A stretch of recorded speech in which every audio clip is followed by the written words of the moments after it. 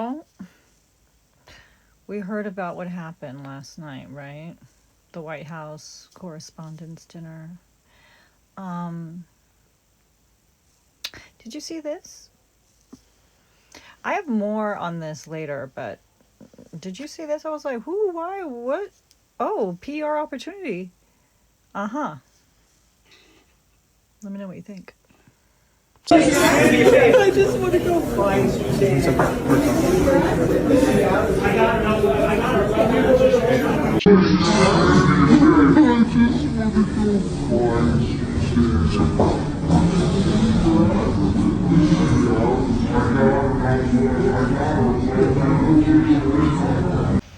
Okay, so now we're gonna check out Josh. He put together a lot of what I had already put together, and he put it all together in like one video. So I'm just gonna react to what Josh is saying. Yeah, I think we've cracked the case open, guys. But then there's always more to discover. So keep your eyes out. Let me know what you think.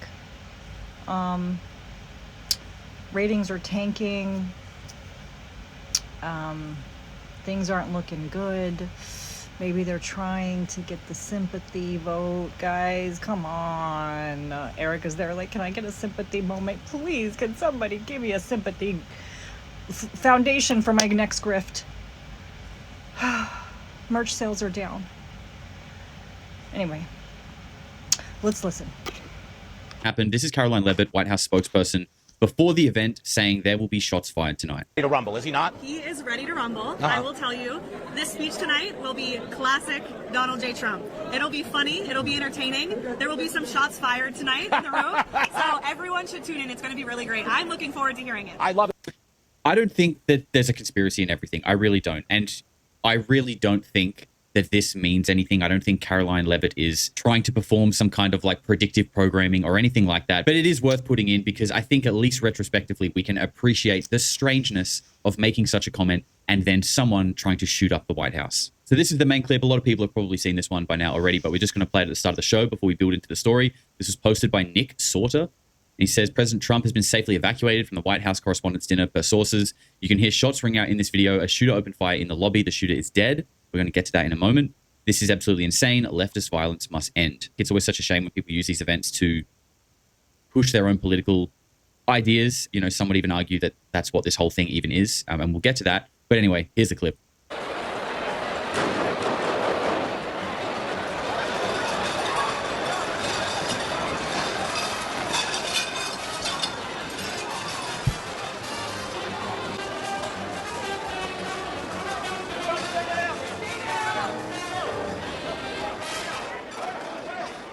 It's quite weird. There is such a sort of odd delayed reaction. I mean, the gunshots weren't in this room. They're out in the corridor. Is that, I don't know, is that a normal reaction? Is that sort of like amongst the noise and the confusion, it takes a few seconds to kind of realize what's happening? I don't want to get too conspiratorial too early, but I do want to show you guys this clip that I thought was a little bit odd. So this is as it happened, an alternative angle from the other side of the room. What I find interesting about this clip is we see JD Vance get escorted off the stage so much faster and earlier than Trump.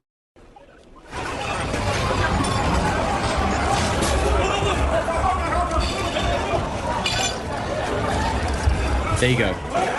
There's Trump leaving now. That's like a whole 20 seconds after they got JD Vance out of there. And he fell over. Fantastic. Now, again, I'm speaking about things I don't really know about here, but that does just strike me as odd. Like, I would assume that there is like procedures and protocols that like the president is like the number one thing that it's your job to protect. So it's weird that there's people coming in to rush out JD Vance and then the president later. I don't know. Do they have separate security services? Is JD Vance, he's got that like ultra AI, Peter Thiel, Palantir security surveillance? I don't know. I don't know what this is, but I just saw this clip and I thought it was kind of weird enough to put in the show. But this is not really anything to do with the strangeness that we're actually going to get into, which is more revolving around the shooter, which has been this man who's named Cole Allen. Okay. So this is a picture of him face down being detained. People are saying that the shooter is dead. He doesn't look dead here. He looks like he's under arrest, but I don't fully know about that. This is the other shot of him. And this is the video. This is apparently the security footage of this man rushing through security. Comes from the left-hand side. It's pretty wild. Like, it completely catches the security off guard, apparently. But also, like, Man, the guy's moving so quick. I mean, who knows what this area is like? You know, where has he gotten this run up from? He's at like max speed. Here he is. You see him come in just here on the very left-hand side, and he's flying.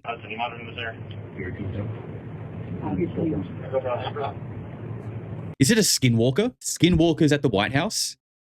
My God, he's flying. Completely catch security off guard. They basically drop to an E, and it looks like they start firing here, and I'm assuming this is the gunshots that we can hear in the main video. So this is Cole Allen. By the way, this is apparently the person who did the shooting. And this is a picture that people have found of him where he was named Teacher of the Month. This is from like some kind of poster or book cover. I think we can see it over here, actually. Here we go. Teacher of the Month, Cole Allen. But now we're going to start getting a little bit more conspiratorial. So make sure you've got your tinfoil hat on here. This is where it starts to get a little bit weird. So this is after the event. Naturally, mainstream news is just thrusting it into the eyes and ears of the entire population to make sure that they understand that, you know, the world is in a crisis right now. And they had a caller on the line who started to say something that seemed like they were going to start talking about a false flag event, and they suddenly got cut off the air. I want to just quickly tell you, I was sitting next to Caroline Leavitt, the press secretary's husband. He was one of our guests. He was seated right next to me, and right as the dinner was starting, the national anthem happened, and then he kind of leaned over and said, I watched you on TV, you do a great job. You need to be very safe. And he was just very serious when he said that to me. And he kind of looked around the room and he said, there are some... Gone. Cut off. Get out of here.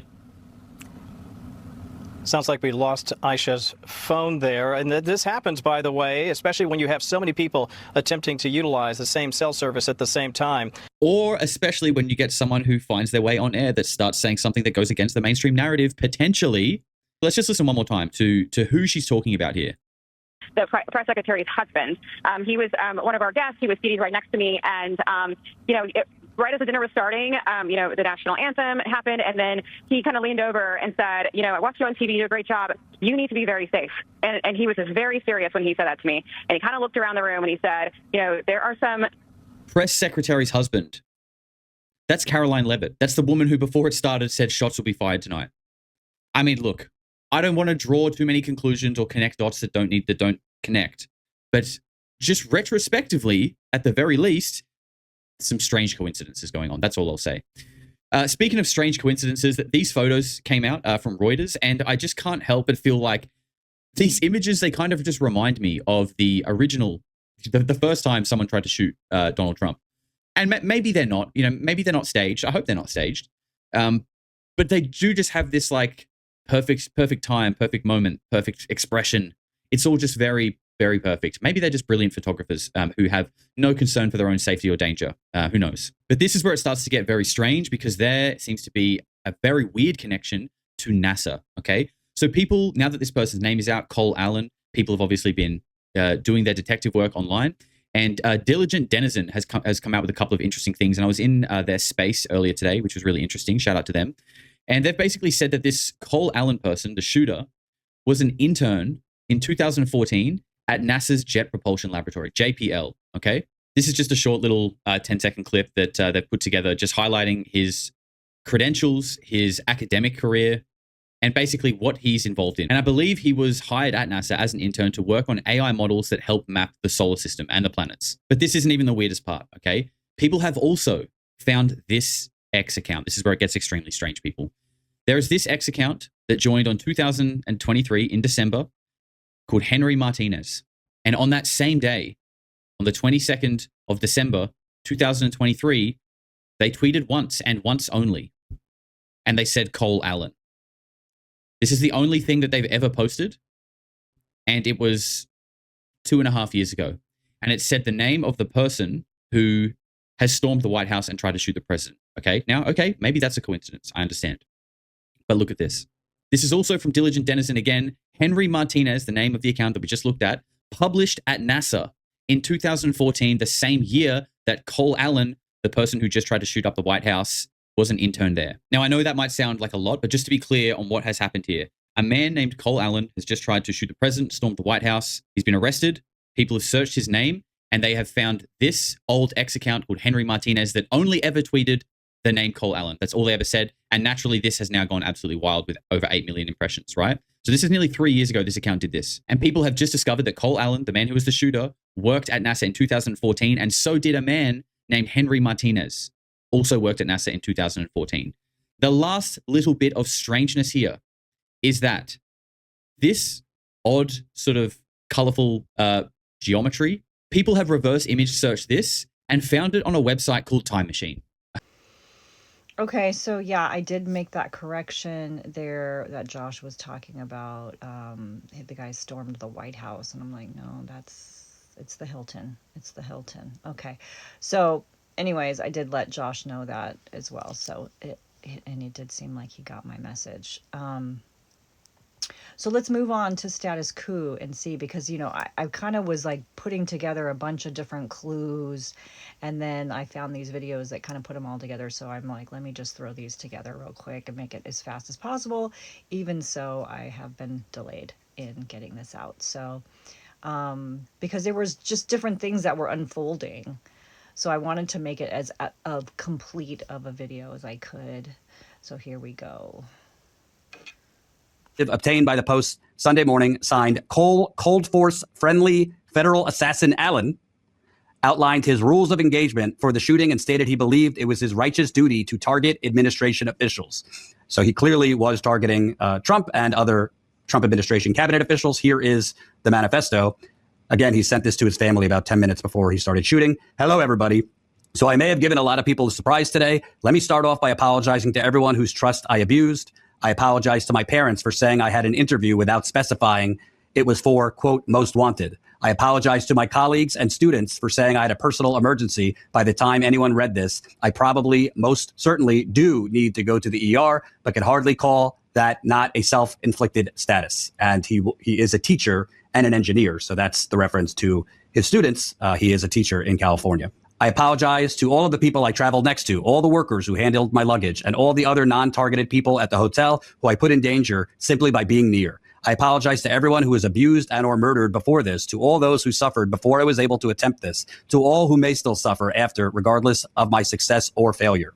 I don't expect forgiveness, but if I could have seen any other way to get this close, I would have taken it. Again, my sincerest apologies. On to why I did any of this. I am a citizen of the United States of America. What my representatives do reflects on me. And I am no longer willing to permit a pedophile, rapist, and traitor to coat my hands with his crimes. Well, to be completely honest, I was no longer willing a long time ago, but this is the first real opportunity I had to do something about it. While I'm discussing this, I'll also go over my expected rules of engagement, probably in a terrible format, but I'm not military, so too bad. Administration officials, not including Mr. Patel, they are targets, prioritized from highest ranking to lowest. Secret Service, they are targets only if necessary and to be incapacitated non-lethally if possible. AKA, I hope they're not wearing body armor. I hope they're wearing body armor because center mass with shotguns messes up people who aren't. Hotel security, not targets if at all possible. AKA, unless they shoot at me. Capitol Police, same as hotel security. National Guard, same as hotel security. Hotel employees, not targets at all. Guests, not targets at all. In order to minimize casualties, I will also be using buckshot rather than slugs, less penetration through walls. I would still go through most everyone here to get to the targets if it were absolutely necessary, on the basis that most people choose to attend a speech by a pedophile, rapist, and traitor, and are thus complicit. But I really hope it doesn't come to that. Rebuttal to objections. As a Christian, you should turn the other cheek. Rebuttal. Turning the other cheek is for when you yourself are oppressed. I'm not the person raped in a detention camp. I'm not the fisherman executed without trial. I'm not a school kid blown up or a child starved or a teenage girl abused by the many criminals in this administration. Turning the other cheek when someone else is oppressed is not Christian behavior. It is complicity in the oppressor's crimes. Objection 2. This is not a convenient time for you to do this. Rebuttal. I need whoever thinks this way to take a couple minutes and realize that this world isn't about them. Do you think that when I see someone raped or murdered or abused, I should walk on by because it would be inconvenient for people who aren't the victim? This was the best timing and chance of success I could come up with. Objection 3, you didn't get them all. Rebuttal, got to start somewhere. Objection 4, as a half black, half white person, you shouldn't be the one doing this. Rebuttal, I don't see anyone else picking up the slack. Objection 5, yield unto Caesar what is Caesar's. Rebuttal, the United States of America are ruled by the law, not by one or several people. Insofar as representatives and judges do not follow the law, no one is required to yield them anything so unlawfully ordered. I would also like to extend my appreciation to a great many people, since I will not likely be able to talk with them unless the Secret Service is astoundingly incompetent. Thank you all for everything. Sincerely, Cold Force, friendly federal assassin, Allen. P.S. Okay, now that all the sappy stuff is done, what the hell is Secret Service doing? Sorry, gonna rant a bit here and drop the formal tone. Like I expected security cameras at every bend, bugged hotel rooms, armed agents every 10 feet, metal detectors out the wazoo. What I got, who knows? Maybe they're pranking me, is nothing. No damn security, not in transport, not in the hotel, not in the event. Okay, so I want to note this. And we'll see at the end the discussions about the ballroom. Okay, so this whole thing to me is looking like DJT Productions at it again. And all of this theatrics, number one, he didn't want to be part of that correspondence dinner to begin with. Number two, let's make it about me. Let's make it about my ballroom. And it seems to me in this manifesto, which came out rather quickly, it was also sort of making the case for the secure ballroom, don't you think, at the end there? Pretty relevant that he's directly calling the president a pedophile, a rapist, a traitor, and calling folks who do not take action complicit. He is accusing the people attending the White House Correspondents' Dinner of being complicit. And to be clear, I am not, in status quo, is not condoning this shooter or the violence, but it should be noted there has been an accusation against Donald Trump of having sexually assaulted and physically assaulted a girl who's now a woman when she was between 13 and 15 in the early 1980s.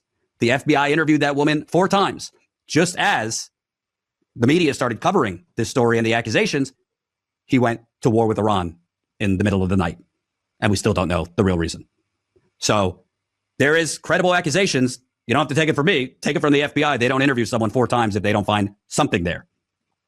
At the end of the day, you're starting to see the dam breaking, not just with Trump, but this whole new Gilded Age neoliberal hellscape we live in. Remember the California warehouse arson a couple of weeks ago, where a disgruntled worker lit the place on fire, saying you should have paid us enough to fucking live. Now you have someone literally crisscrossing by train across the country from California, went from California to Chicago and then Chicago to DC, stayed at the hotel a day or two before, obviously planned this because he's so enraged by the immoral, the illegal actions of the Trump administration, which he also included the ICE terrorism. And it's not just him. It's not just him. There are people out there who are outraged, not taking violent action, but taking to the streets. Take a look at this clip from our recent on-the-ground reporting covering anti-Iran war protests, where a protester talked about the Epstein class.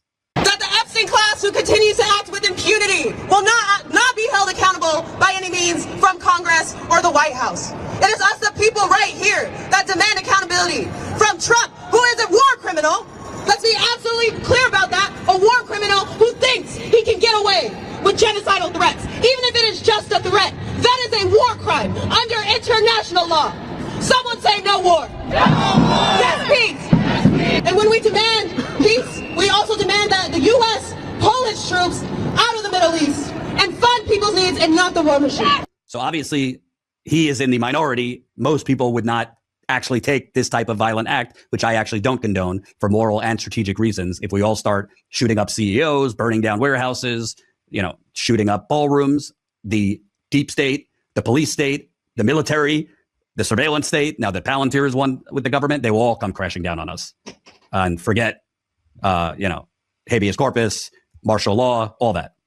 But it's very clear that this man was radicalized because of this unprecedentedly corrupt, illegal, criminal White House. And in particular, the Epstein scandal. Unfortunately, I do not think this is going to be some rare occurrence. I think we are going to see more violence because Trump is not changing. They're going to continue to cover up the Epstein scandal and who was involved, which it is clear many people in Trump's orbit, and it is clear Trump either knew or was involved himself. They are going to continue this terrorism through ICE, even if it's not as in your face than Wild Wild West as it was during the Minneapolis surge. They are still abducting immigrants and U.S. citizens wrongly. And they're going to still proudly and boisterously deliver corruption and execute corruption to enrich themselves. So unfortunately, I don't think this is going to be the last of it. But that's the manifesto. We will stay on this.